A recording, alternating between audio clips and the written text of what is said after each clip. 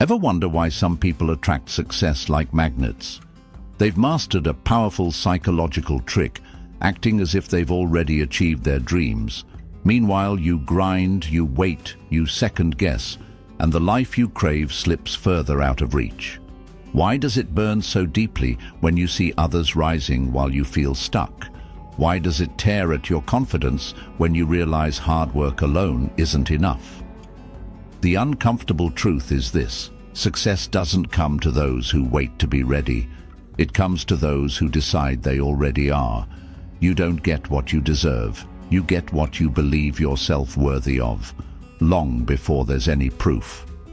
Today, we're pulling back the curtain on the hidden power of identity, the silent force that's been shaping your reality without you even realizing it. If you're ready to stop rehearsing failure and start living like it's already yours, stay locked in, because what you're about to learn could change everything. The power of positive pretending. Why do we so often fall short of our own expectations, clinging to the safety of the familiar rather than reaching for our dreams?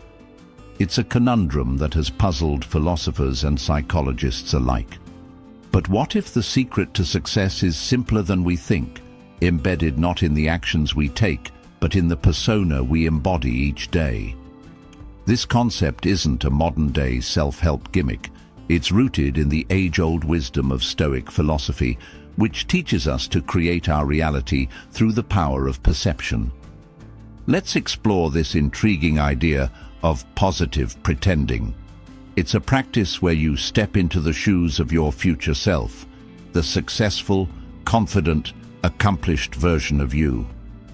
Carl Jung once remarked, "Until you make the unconscious conscious, it will direct your life, and you will call it fate."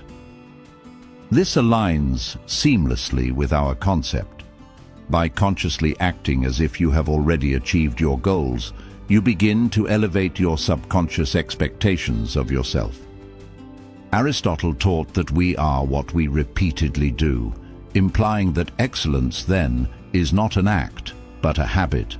When you adopt the daily habits of your successful future self, you're not pretending in the superficial sense. You're training your psyche to internalize these success habits as your new norm. Your mind gradually stops seeing your actions as acts of pretense and starts recognizing them as reflections of your true self. Plato discussed the importance of shaping one's destiny through rigorous self-discipline and understanding of the self. In the context of positive pretending, this could be seen as the discipline to remain consistent in your new role. It's about maintaining the belief in your transformed identity even when external successes have yet to materialize. Nietzsche's philosophy encourages the embrace of one's life with all its challenges, asserting that becoming who we truly are involves much struggle and reinterpretation of our own stories. Through the lens of positive pretending, this struggle is internal. It involves battling against our old narratives of limitation and inadequacy, and affirming, "I am capable and I am deserving of success." Moreover, when you embody this mindset, you're not merely waiting for external validation, you're creating it from within. This doesn't just change how you view yourself, it fundamentally alters how you interact with the world. Your interactions, your work, and your relationships begin to reflect this new, empowered identity. This shift is profound, for as Socrates might suggest, the key to wisdom is knowing oneself, and through positive pretending, you come to know the more capable version of yourself. Remember, the journey of embodying your future successful self is not about deception. It's about transformation. It's about aligning your external actions with your internal potential, and in doing so, transforming the potential into reality. Every step you take as your future self consolidates the belief in your new identity, fortifying your path to success with every act, every decision, every interaction. Visualize to materialize. Most people spend their lives waiting for a sign, a moment when they finally feel ready, confident, capable. But what if the sign you're waiting for isn't coming? What if you are the sign? You see, change doesn't happen when the world validates you. It happens when you decide to step into the future you want, right here, right now, long before anyone else can see it. The Stoics understood this deeply. Marcus Aurelius once wrote, "The soul becomes dyed with the color of its thoughts." If you think small, you live small. But if you start thinking, walking, and speaking like the person you dream of becoming, your very soul begins to reshape itself. Say you want to be the best in your field, not just competent, but truly respected, influential. How would you walk into a room? How would you greet your colleagues? How would you speak during meetings? Would you shrink yourself to fit the old version of you? Or would you carry yourself like someone who belongs at the top? You wouldn't hesitate. You wouldn't second-guess every move. You'd own the space. You'd speak with clarity and move with purpose. You wouldn't need anyone to hand you a crown. You'd wear it invisibly. This is where visualization comes into play. Not the soft, vague daydreaming we often fall into, but strategic mental rehearsal. Carl Jung said, "Your vision will become clear only when you can look into your own heart." Visualization isn't about magic. It's about clarity. It's about repeatedly reminding your subconscious who you are becoming until your nervous system responds like it's already fact. Think about it. Before an athlete wins a gold medal, before an artist paints a masterpiece, before a leader inspires millions, it happens first in the mind. Plato taught that the beginning is the most important part of the work, and this beginning is always internal. They don't wait for permission to feel like champions. They see it, they feel it, they become it inside long before the external world catches up. Now, this isn't about pretending. That cheapens the process. Nietzsche once said, "Become who you are." Acting as if you're already successful isn't faking anything. It's uncovering what's been buried under years of self-doubt, bad habits, and hesitation. It's peeling back the noise to reveal the strength that was already there. It's standing in that version of you, fully, unapologetically, until reality has no choice but to adjust around you. Every morning you have two choices. Slip back into the comfort of the familiar, or walk, talk, and think as the future you. Sharpen your image of who you're becoming. See it so vividly that it feels like memory. When you walk into your office, don't just stroll in like it's any other day.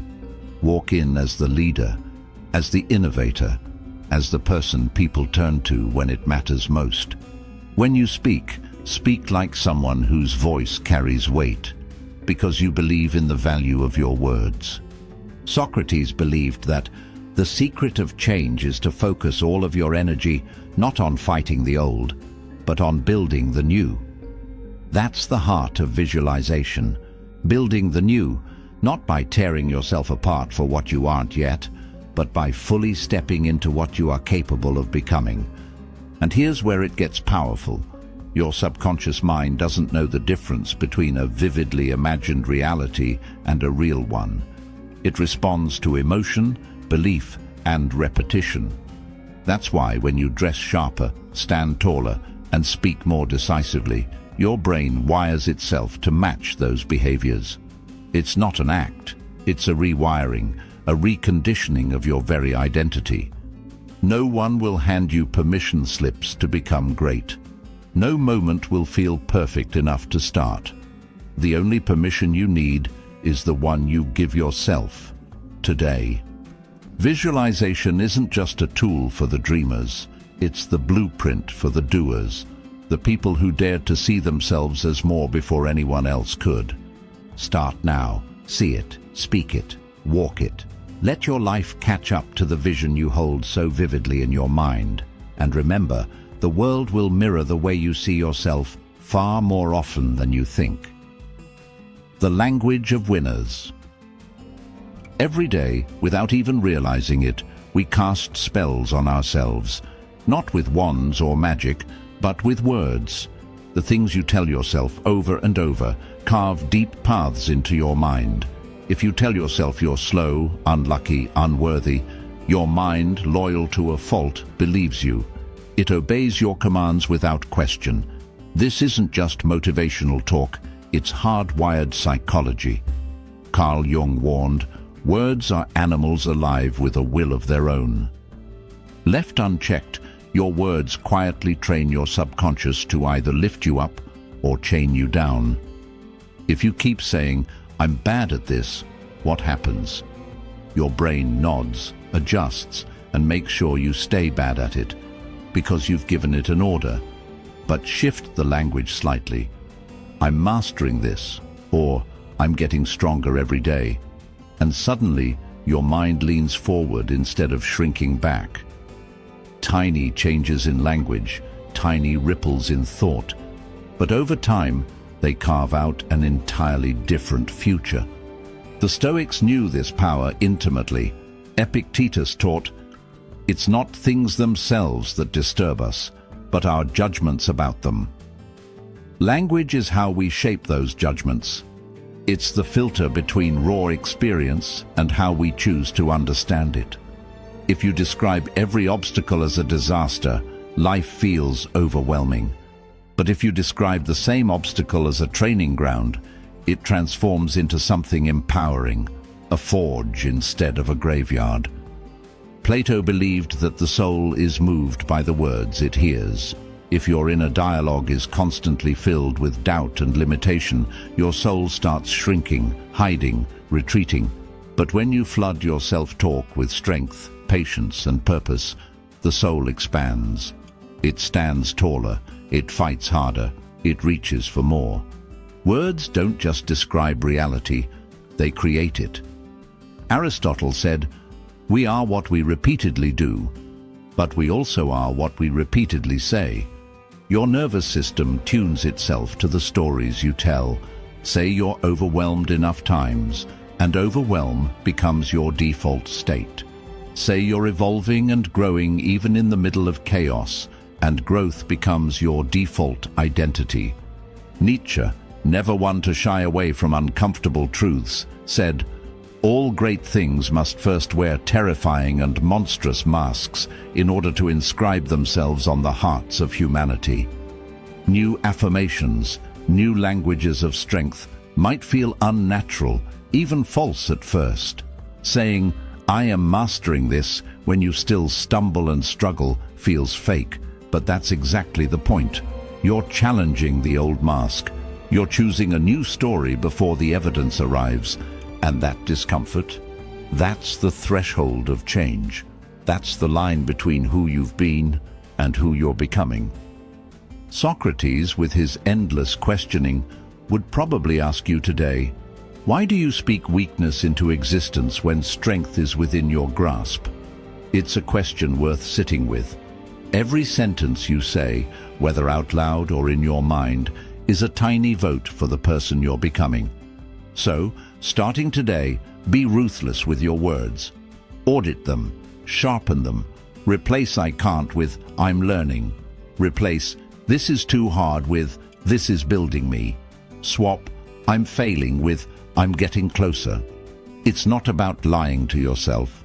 It's about choosing the frame that empowers you, not the one that imprisons you. Your vocabulary is the blueprint your mind follows.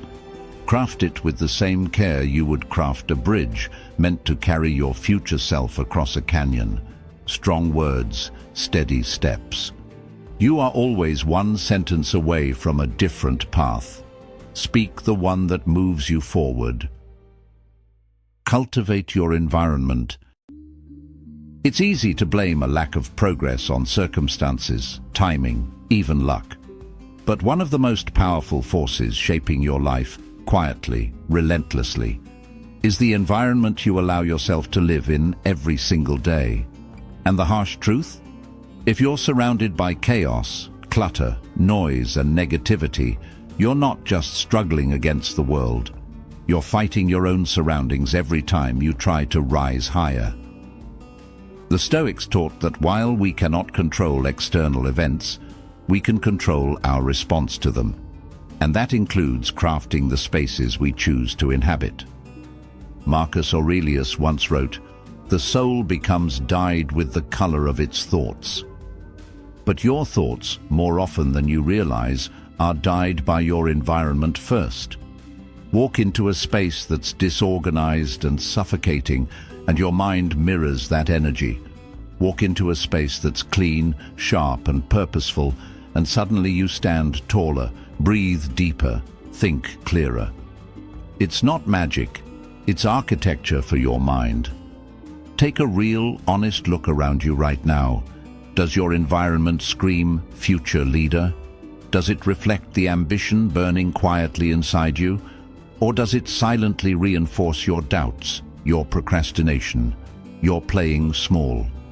If you aim to be a creator of value, a driver of innovation, a builder of something lasting, then your environment must become the first proof of that identity. Aristotle believed that excellence was not an act but a habit, and habits thrive or die depending on the soil they're planted in. It's not about luxury, it's about intentionality. Organizing your workspace like a professional isn't just about aesthetics. It's about aligning your outer world with your inner vision. Plato once said, "The beginning is the most important part of the work." Setting up your environment to reflect excellence is that crucial beginning. You are sending signals to your brain. This is who I am. This is what I expect. This is what I'm building. Carl Jung would remind us that people don't have ideas. Ideas have people. Your environment is a living idea, a constant whispering voice reminding you who you are and what's possible for you. A messy, chaotic environment keeps you chained to old ideas about yourself. An environment curated with care, clean, intentional, forward-focused, plants entirely new ones. Nietzsche pushed the idea further, insisting that the individual must become who they are. But becoming doesn't happen in a vacuum. It happens when every corner of your life, from the conversations you have to the state of your desk, pulls you relentlessly forward toward your ideal self. Socrates believed that the unexamined life is not worth living. Examine your environment. What does it say about your seriousness, your discipline, your dreams? When you clear the clutter, you don't just create physical space. You create mental space. Space for sharper ideas, bolder decisions, deeper focus. Start small if you need to. Clear off your desk completely. Add one symbol of the life you are building, a book, a quote on the wall, a carefully chosen tool of your craft. Curate your surroundings like a Stoic would curate his mind, eliminating the unnecessary, sharpening the essentials. Remember, your environment either anchors you to the past or catapults you toward the future.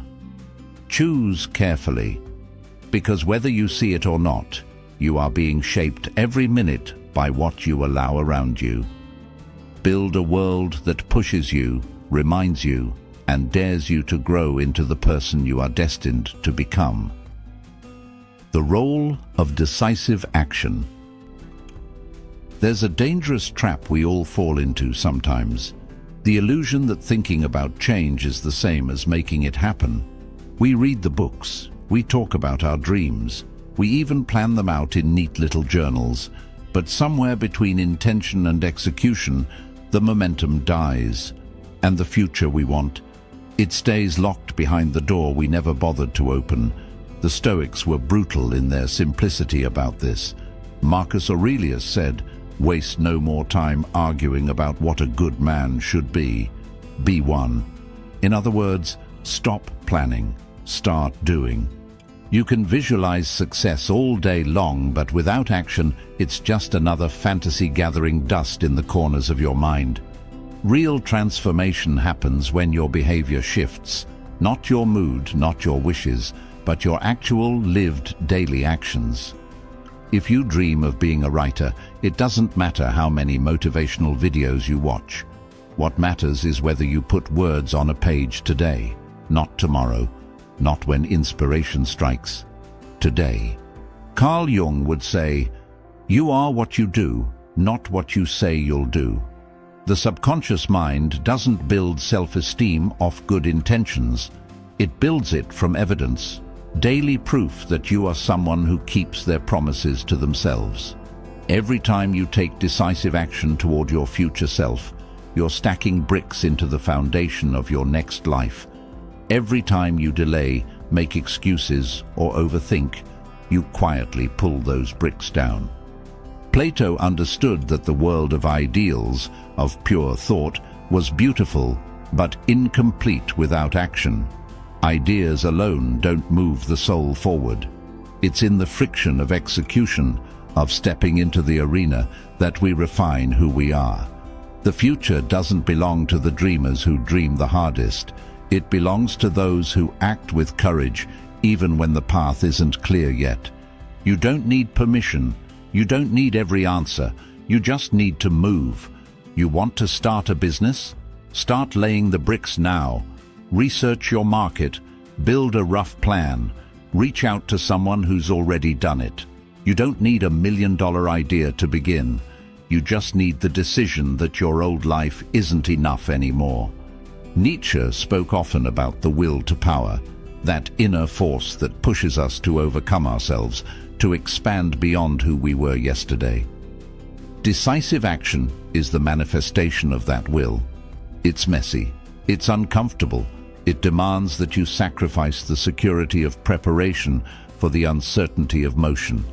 But without that leap, you remain a ghost haunting your own potential. And don't confuse bold action with reckless action. Aristotle wisely advised that virtue lies between excess and deficiency, courage, not recklessness, decisiveness, not desperation. Every step you take should be anchored in your larger vision, even if it's a small, imperfect step. This isn't about sprinting blindly. It's about steady, intentional movement, aligning each action with the person you're determined to become. Socrates once asked, "How much better to get wisdom than gold? To get insight rather than silver. But wisdom without action is like gold locked in a chest you never open. You can know all the right things. You can believe all the right philosophies. But if you don't move, if you don't step forward when it's messy, scary, and uncertain, all that wisdom is wasted." So the question isn't, are you dreaming big enough? The question is, are you acting bold enough? You create the life you want through the steps you take when nobody is clapping for you yet, when no one is watching, when it would be so easy to delay just one more day. Every bold move you make now sends a signal into the future, carving out the life that's waiting for you, if you dare to claim it. So stop waiting for someday. Stop waiting to feel ready. Start acting like the person who refuses to leave their future in the hands of chance. Because decisive action isn't just a strategy. It's the announcement to the universe that you're serious. And the universe, as the Stoics would remind us, has a way of yielding to those who are willing to meet it with relentless will. Consistency is key. There's a cruel trick life plays on us. It lets us feel motivated for a moment, just enough to dream big, but not long enough to actually change. We get fired up for a day, maybe a week. We act bold. We move with purpose. And then, almost without noticing, we slide right back into old patterns. It's not because we're lazy or broken. It's because true change isn't sparked by big moments. It's built through tiny, relentless, almost boring acts of consistency. The Stoics understood this deeply. Seneca once said, "Most powerful is he who has himself in his own power." And you only gain that kind of self-mastery through daily discipline, not bursts of inspiration. When you decide to act as if you're already the person you want to become, it can feel electrifying at first. You speak differently. You move with confidence. You dare to think bigger. But if you only do it when it's convenient or exciting, nothing truly shifts. Your nervous system, your habits, your self-image, they only rewire through repetition. Carl Jung put it best: you are what you do, not what you say you'll do. Your subconscious doesn't listen to your promises. It watches your patterns. Consistency is the glue. It's what ties everything else together. The visualizations, the decisive actions, the elevated environment, the upgraded language. Without consistency, they're just moments. With consistency, they become identity. Aristotle taught that we are what we repeatedly do. Excellence, then, is not an act, but a habit. Every morning when you wake up, the world asks you one silent question: who are you today? And every action you take is your answer. It's not about grand gestures. It's about waking up and asking yourself, what would the future me do today? And then doing it, even if it's uncomfortable, especially if it's uncomfortable. Plato believed that the discipline of habit was one of the highest forms of self-education. In his view, real power came from aligning your daily behavior with higher ideals, not once in a while, but continuously. When you build the muscle of consistency, you stop needing motivation to get moving. You just move. You stop negotiating with yourself every morning about whether you feel like it. You just act in accordance with the identity you've chosen. Nietzsche once said, "He who has a why to live can bear almost any how."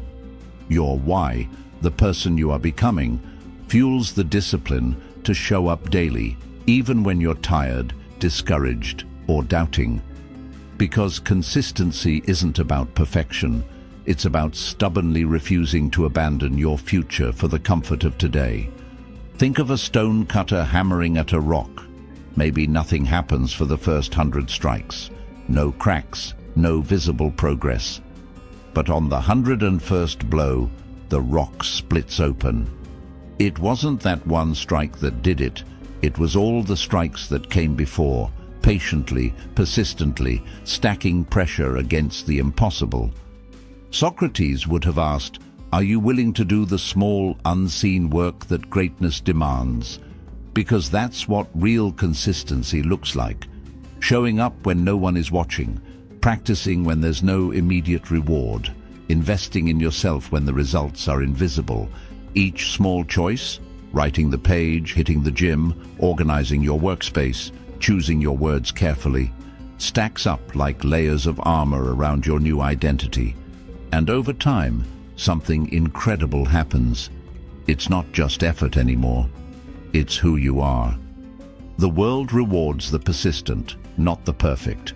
The future belongs to those who choose, day after day, to act in alignment with the life they want, even when it's easier to slip back into old habits. Consistency isn't sexy.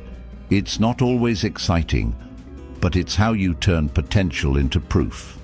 So every day, before you rush into the noise of life, take one moment. Ask yourself, what would the future me do today? Then honor that answer, no matter how small, no matter how hard. Because if you win enough of those tiny battles, you wake up one morning and realize you're no longer acting. You've become the person you were always meant to be. Every small step you take, every decision to act in alignment with your future self, is a quiet revolution. It's the invisible work that builds an unstoppable life. Remember, you're not waiting for transformation. You're living it with every choice you make. Stay relentless, stay intentional, and trust that the path you're carving, even when unseen, is leading exactly where you were always meant to go. Thanks for being a part of Stoic Journal, where wisdom meets action. If you're ready to keep building that unshakable foundation, there's another video waiting for you right here. See you in the next one.